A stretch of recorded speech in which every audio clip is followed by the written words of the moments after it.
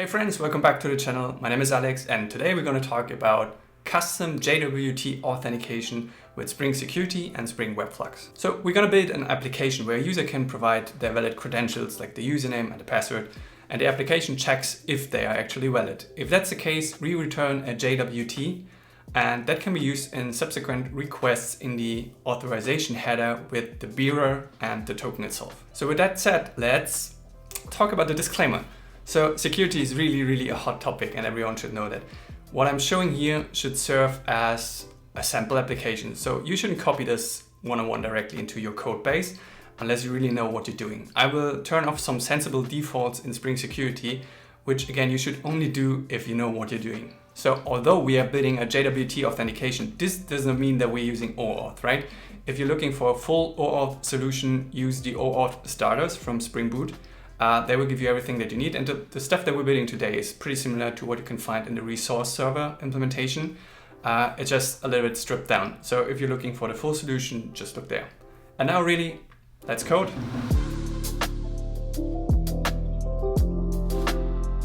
So as usual, we will start with the IDE. And I created a sample project already. Let's look at the build file. That's not the build file. That's the build file. So I'm using Spring Boot 2.5.2 and the important dependencies are Spring WebFlux and Security.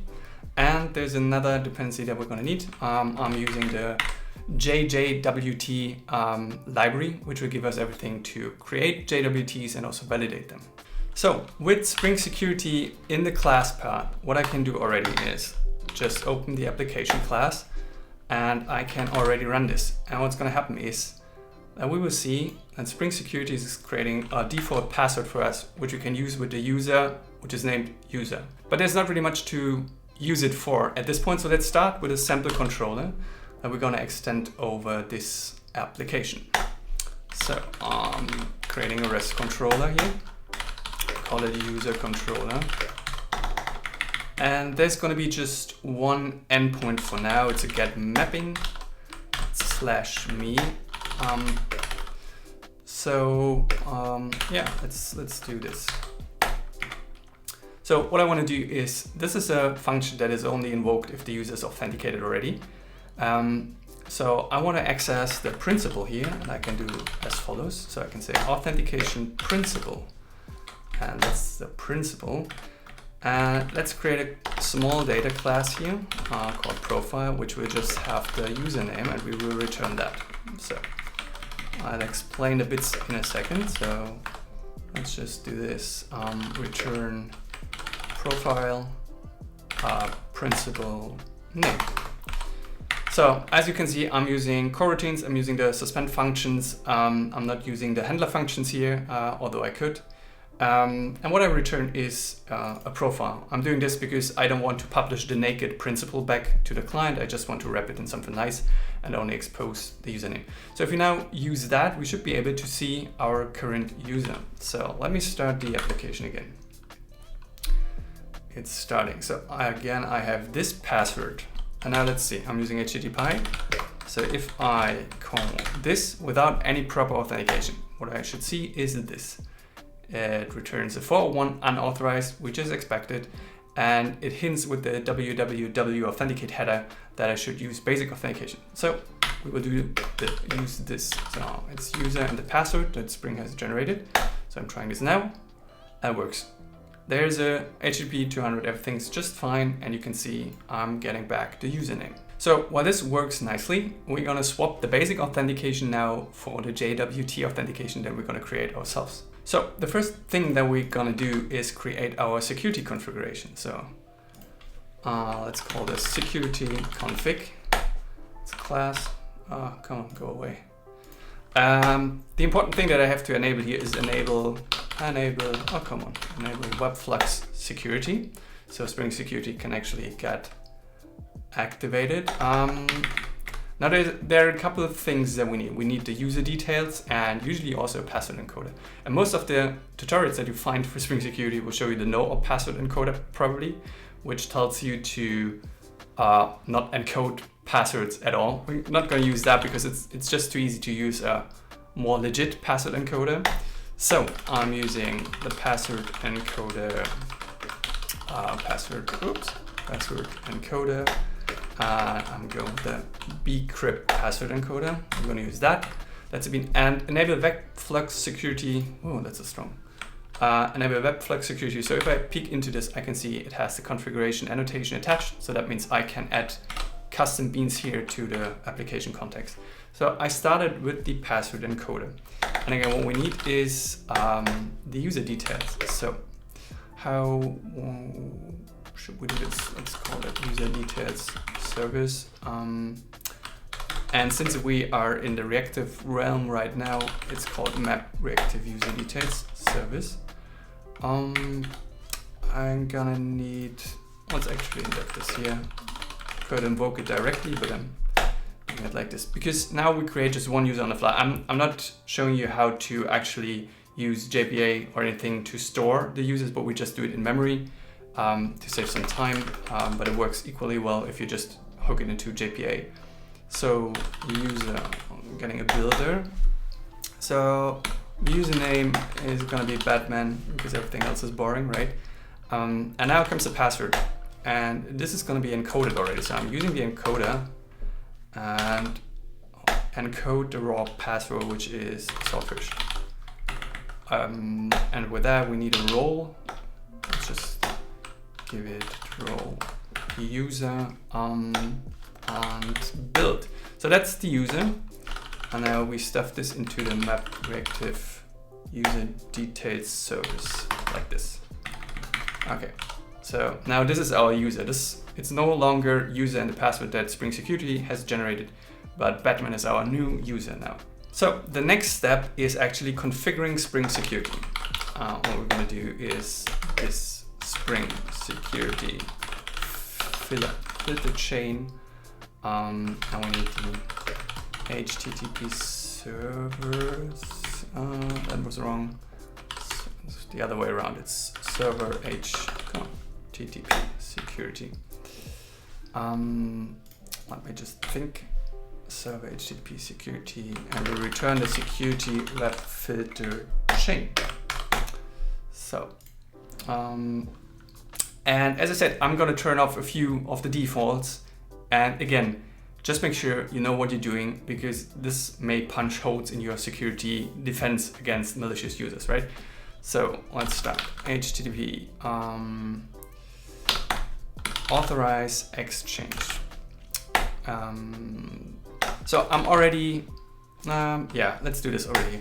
I haven't edited yet, but of course we need one of the endpoints where users can authenticate. So they provide their username and the password. And of course that endpoint cannot be, or it cannot require authentication, right? Because you don't have authenticated yet. So we need to allow it in the security chain. So let me just say, this is gonna be, I know the endpoint already. It's a post and it will be called login. And this endpoint accepts all. And any other exchange must be authenticated. So, and we no longer need the basic authentication, so I can disable that. I'm not gonna need the form login, so I'm gonna disable that. And this is another one, cross-site request forgery. I'm gonna disable that because it's a little bit annoying, but I can only do this because I'm interacting with the API from the terminal. When you're using browsers, make sure you have this enabled whenever you post something. Again, make sure you know what you're doing there. This is just a sample, right?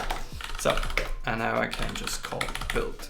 So this wraps up the security web filter chain for now. All right, so let's continue with the controller and actually add the option to log in. So I'll need to go back to my application. There it is. We just leave that first endpoint as it is for now and add a new one, which is post mapping. As I said, it's going to be login, and we want to have login. I'll create that in a second. Yeah, so there are a few things that we need. So first of all, let's create a data class for the login, and it has the username and it has the password. So that's what the client is gonna send us. And we want to return a JWT. And for that, I also create a data class already, so I don't forget about it later. JWT, let's call it token. So, and we put the actual token in there. So this is what we do. And I have to add request body here. All right. So before we can actually log a user in, there are at least two of the dependency that we need. The first one is the password encoder. And I'm keeping things simple here for this example, right? Usually you would have something like a service layer in between that would do all of that. I just try to keep it simple for this sample, so you will find more of the dependencies in the controller. Usually I like the idea of just accepting the input from the client, doing some initial validation, and then pass it on to a service which will do the heavy lifting, right? Well, we can do this here for now, so let's continue. All these users, reactive user detail service, that's the one that we created earlier. So these are the two things that I'm going to need, because what we're going to do is see if there's a user with the given name, right? Users find by username, login username. So that gives me a mono, so I have to say await single or null. So that means the user can be null, because if there's no user with the given username, then there's no user with the given username. So what I'm going to do is use the let function in Kotlin. So that will only get executed if user is not null, right? So within here, I can access the user details, which is what this function actually returns, do the actual checking whether that's the right user and the right password. So I have to check. I'm using a password encoder now, and I have to check if the raw password, which is the one from the request, matches the one that is stored. And it here again, you can see this here, refers to the user details, not null. So I know I can check them. And if that's the case, return JWT. Oh, actually I have the JWT, so I can return JWT. It's the one that we just created, JWT, and some sample. Of course, that's not a proper JWT yet. This is what we're going to do next. But before we will implement this, let's make sure that we handle this properly. Response status HP. Let me check status. It's unauthorized. So what we do here is check if the user is valid, if the passwords match, and if that's the case, we return a JWT. If it's not the case, we throw an exception which gets translated into 401 unauthorized. Before we actually code the JWT implementation, let's check what we have for now. So let me stop and rerun the application apparently. So that's running for now. We can see there's no longer a password being generated. Let's clear this a little bit. And let's call the login endpoint with username was Batman, password saltfish. Let's see what happens. Yeah, so we can see that's okay, was properly authenticated. And I got my token, which of course is not a valid JWT yet, but this is a beginning. So the next thing that we're going to implement is the JWT implementation. So I create a new class, I call this JWT Support. I annotated it with components so Spring can pick it up. And now there are a few things that we will need here. First of all, we need a secret key that's used to sign all the JWTs. And this is a secret that should never leave actually your application. So I will put it into this file here, but it's best advised to keep this somewhere safe, at the very least in the environment variables or your property file. Just make sure it doesn't leak out, because then people could just create their own JWTs. So this is the key. I have to look this up. Keys, schmack, So key, byte array. So this is coming from the JWT library. So I'm going to need a key, but I cannot use any key. I cannot use any randomly generated string here. I have to use one that's sufficiently secure to be used as a signing key. And we're going to create that on the fly because JWT provides a method for doing so. So let me check. We don't need the full Spring boot context for that. It generates JWTs. So I gotta look this up myself because I don't have the code available. So what we're gonna do is let's just generate a few of them. It's just for index. That's the range. And to actually generate them, I have to use keys. Secret key for, which one is it? Signature algorithm. Now we just print them. And I would pick one of those. Print line. That's, I need an encoder. That's also coming from the library. It's base 64. Then we have to encode key encoded. That should do the trick. So let's run this test. And that should generate a few valid keys. So we just pick one. Let's go with this one. Copy it, and then let's go back to our JWT support. And we can exchange that.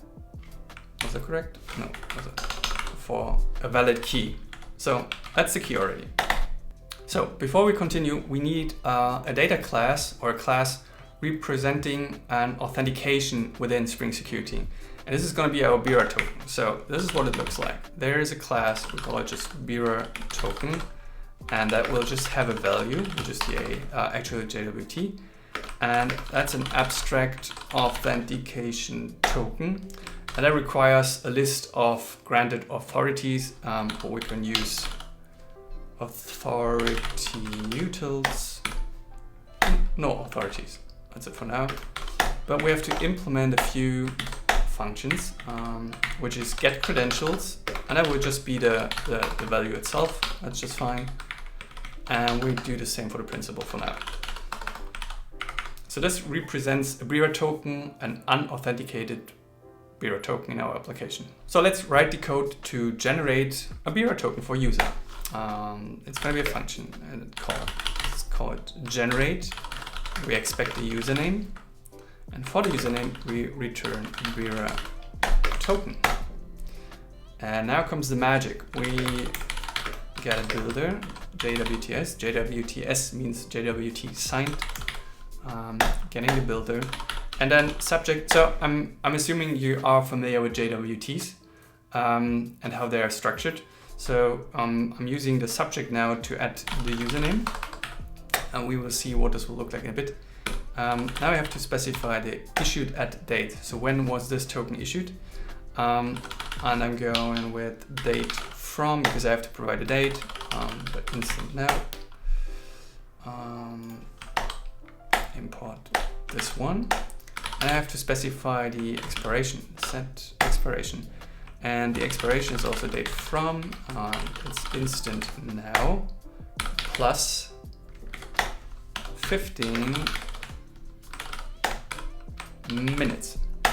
So that means that they are rather short-lived, right? It's up to you how you define this. You can make them as long as you want, but usually it's good practice to keep them short-lived and reissue them if needed. So I'm going with 15 minutes, which means that if someone is providing a valid JWT, if that has expired already by the time it arrives at our backend, it will just be rejected and the user has to authenticate again using the login endpoint in our scenario. So finally, we have to sign this with the key we have just generated. And now I'm returning a BIRA token, and I just say builder. It's not build, it's compact, but it does the same thing. It generates the string value, which is the actual JWT. So this function will generate the JWT for us, but there are a few more of the helper functions that we're going to need, so we're going to implement them right now. So I want a function that returns a username from a BIRA token. So let's see how we're going to do this. BIRA token. It's a string. So we will first of all, we will need a parser. The parser is able to parse the JWT that has been provided. So that's a parser, and it's JWTS parser builder set. It needs to know the key so it can validate and build. So with this parser, what we're going to do is parse claims. We want to access the claims of the JWT, the token, and that's the token value is the actual string. What was wrong? Token val, token value. And then we access the body and the subject, because earlier we said the username is stored in the subject, so we have to access that now to get it back. And really return that. So this is how we get the username, because we're going to need that in a few seconds.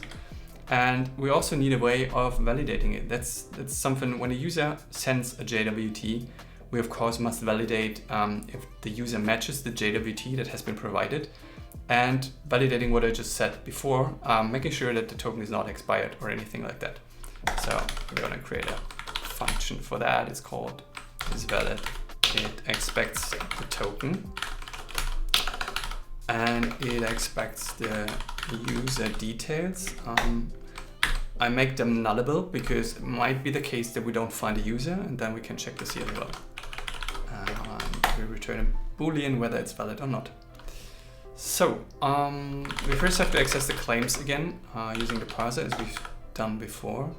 Parse them, token, value, and body, which is where the claims are.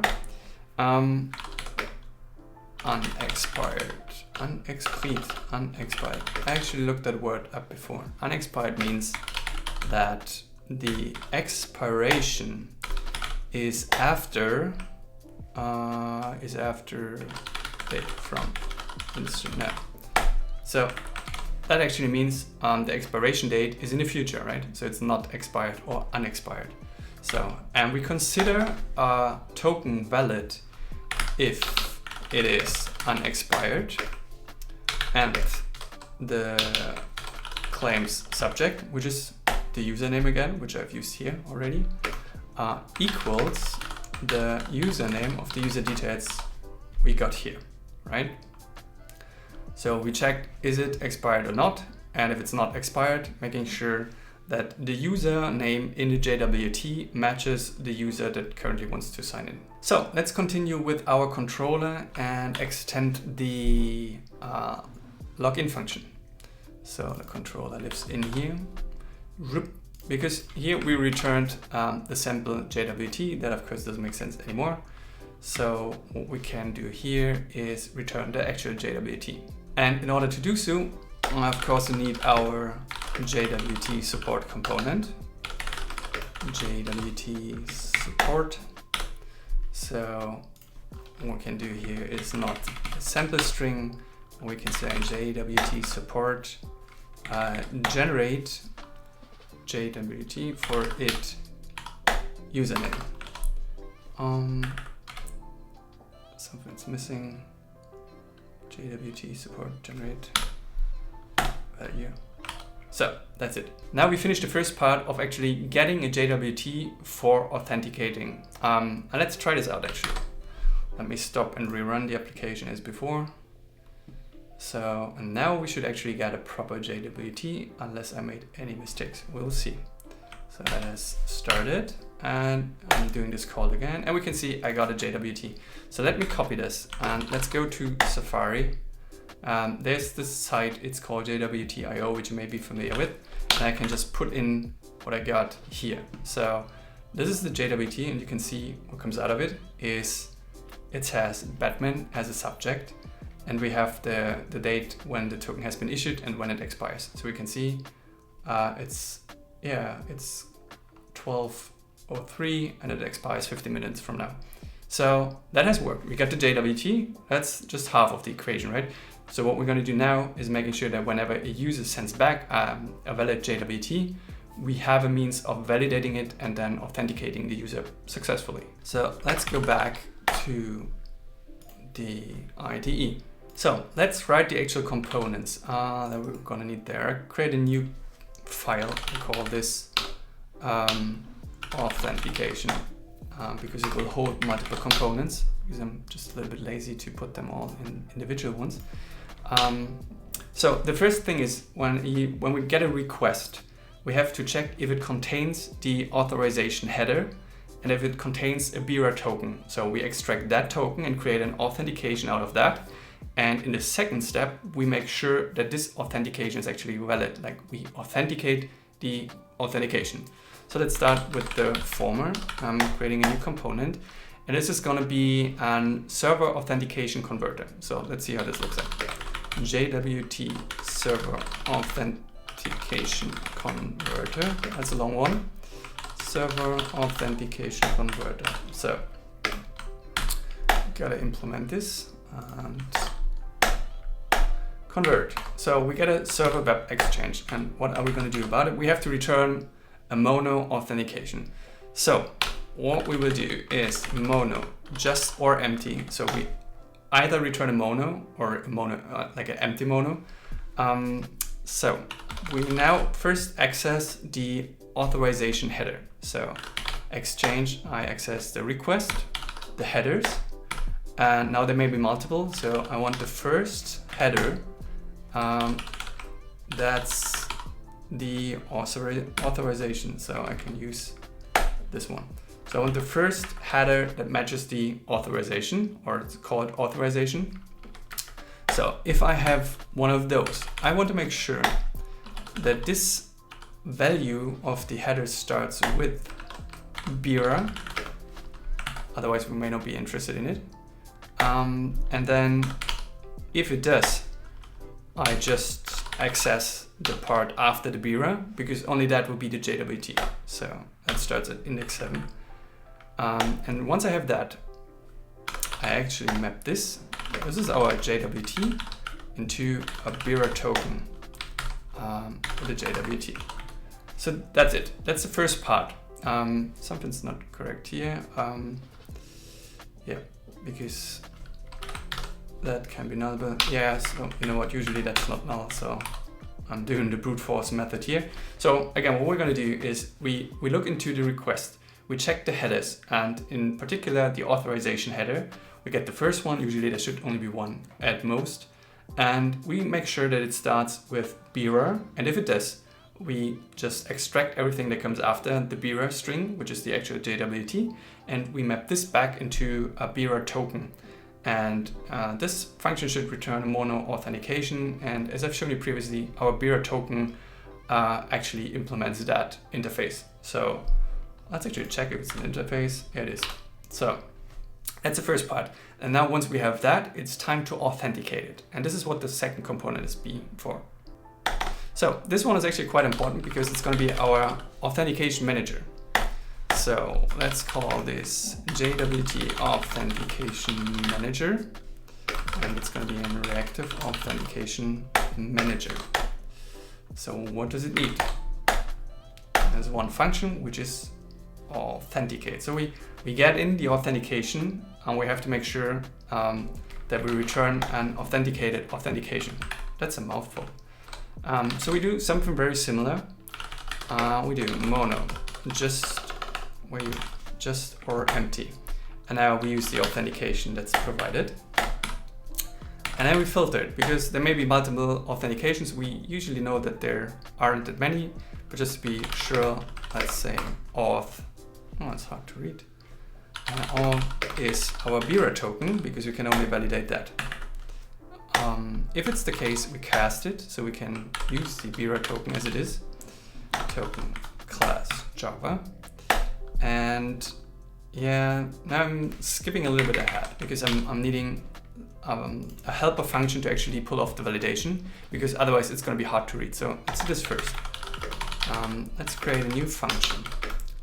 That's validating a BIRA token. BIRA token. And that should also return an authentication. So we do this here, otherwise it's going to be hard to read, to stuff everything up in here. So let's first get the username from the token, and for that I'm going to use our JWT support. JWT support. So username JWT support, get username from that token. So now I have the username already. And now let's try to find the user. It's similar to what we've done before. And for that I of course need users is reactive user detailed service. Let me break that down a bit so it's easier to read. So now we have to find a user for that username. And again, I'm doing await single or null. And if I don't have to actually check if it's null or not, because we're using JWT Support is valid. And let me just jump in there in a second. So user, I don't have to cast that because when we defined that function, I made user details nullable. So it's checking for that, and we don't have to do this here.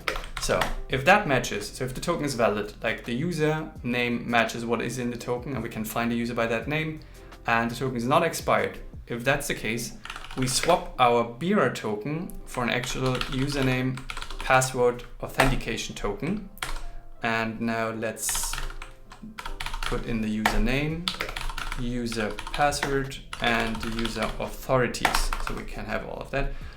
Of course, Kotlin doesn't know here, like the compiler doesn't know at this point, that user cannot be null here. Otherwise, this would have already returned false because the user would not have been valid. But I can now force this, and I just have to do it here because the compiler is smart enough to figure it out. If that is really not null here, it must be not null here and here for the authorities. So I'm returning that username password authentication token. That's only if all goes well. If it doesn't, I'm just throwing an illegal legal argument exception, token is not valid. So the authentication stops if it encounters an exception. So let's go back to the block that we started before. So let me uncount all of that. So now we have the BIRA token. And what we will do is call flat map for that operation. JWT, and I want to validate the JWT. So unfortunately that has to return a mono as well, right? So, but I can use mono, which will allow me to, as you've seen, that's a coroutine here, or a suspend function, and I need a coroutine context. So I can use mono, and that will give me everything that I need, and it will also wrap the return value into no mono, so I don't have to do this. So that would already be enough, but there's one more thing that I want to do on error.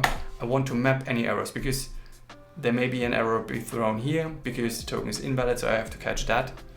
And what I'm going to do is I map this into an invalid BIRA token. I will access the error message. So invalid BIRA token. I haven't created that yet. Let's do this. Invalid BIRA token message, optional, and that's an authentication exception. So that's important. So we have to throw that exception so Spring Security stops with authenticating at this point. Otherwise, it would just try further authenticators, and we have to do a full stop here. Invalid BIRA token. Yeah, so we map these errors, and these are the components. Just to recap again, the first one is there to extract the actual header value, like the JWT. And the second one is to use the BIRA token that we created here and authenticating it by checking whether the token is valid, whether the user exists, and whether the token belongs to the user. And that's mostly it. So now with all of that in place, that should already work. But of course, we're going to test this. But what's missing yet is hooking all of what we created here into Spring Security, because we have this authentication manager and we have the server authentication converter, but that's not going to do much unless we register it as a filter. So let's go back to our security config. And there it is. So we have to extend that a little bit. So first of all, we have to add a filter. I'm going to do this here. Add filter. Let's create a filter first. That's actually better. The filter is an authentication. Is it a web filter? Yeah, it is a web filter. And it needs the authentication manager. I think that's the reactive. Oh no, we have our JWT authentication manager. That's the right one. So auth manager filter. That looks correct. And now we have to also add the converter, which I'm going to inject in a second. Let's call this converter. And that's, how did I call this? Let me just check. Blanking on the name. Look at that. That's the server. Yeah, I can just use server let me just look it up. How did I call this one? JWT, yeah, of course. So back to the security config and deb. How does that look like? So let me break it down here a bit so we can see it. And this as well. Nah, I messed it up. So let's do it like this. So now I have the converter, I have the authentication manager, and now I can create a filter. I use the authentication web filter. I put in the authentication manager that we created. And now I also have to set the server authentication converter. I'll do this here. So, and now the filter is generated, but now we have to add it to the filter chain. And this is how we're going to do this: add filter, add. So we put in the filter, and now we have to provide an order. Like the web filter chain has many filters, right? There's a cause filter or many more filters that we can look into in a second. But we want to make sure that it's at the point where the authentication takes place. So we can provide this, and if we look into this, you can see there are many more orders prepared. There's the cause filter that we usually have, CSRF, which I've just disabled, and many more. So let's add this filter here, and that should actually work. So let's see if it actually works. Let's rerun the application. Let's just stop it, and then let's run it again. There we are. Application is running. So let's first make sure we didn't mess anything up. So first of all, I'm using the me endpoint, which requires authentication again, right? It says unauthorized. Okay, so let me log in. I'm still getting the JWT. And now let's try this endpoint again, but by providing the JWT that has just been generated. And that doesn't work because I messed something up. And now we have to figure out why. So let me check. Oh yeah, it's not authentication, it's authorization. So let's rename that header authorization. And there we go. And it works. So we sent back the JWT, and what you can see, I can even change that now. Just, you don't have to take my word. If I just mess up the token here, we again see it's unauthorized because the JWT is invalid, right? I couldn't easily fake that. So I went back to the original one. I can see username Batman, that's just fine. And then providing no authentication at all, will just show me that error. There's one final thing which is more of a nice to have. You can see if I don't provide the BIRA token, the backend returns with the www authenticated basic. So it suggests to use basic, which doesn't make sense because first of all I disabled basic and I don't want to have it. So this is a small fix that we can still add. So let me do this here. We can hook into the exception handling of our server HTTP security and then authentication entry point that has an exchange. So, and what I can do here is exchange accept. So we want to provide the response status and we want to override that header. So first of all, we say the status code is HTTP status unauthorized and exchange response headers set, and the header name is HTTP headers www authenticate, and we say use BIRA. So now we have to fix this here. And this doesn't work because it expects a mono void. So this, you can see I don't need this one, just need the exchange. This requests or requires a mono void. So what I can do here is from runnable do this, zip, and now this is fixed.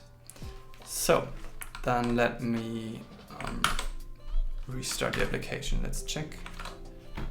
Let's kill this, and then we run it again, and it's starting, and that has worked. So if I now do this, we can see that this has worked, right? So I did the call again unauthorized, getting the right response back. And it also says www authenticate BIRA. So now I know I should use a BIRA token. All right, that was a big one. I hope it was useful to you. Just let me know in the comments below. Also, if there was any mistake, if you feel like I made any grave mistakes or anything should be corrected, please also share that in the comments, right? By no means, I don't claim that this is the perfect solution. So just share it and I'm gonna fix that. Yeah, if you want to see more videos, also let me know. Consider subscribing and I'll see you in the next one.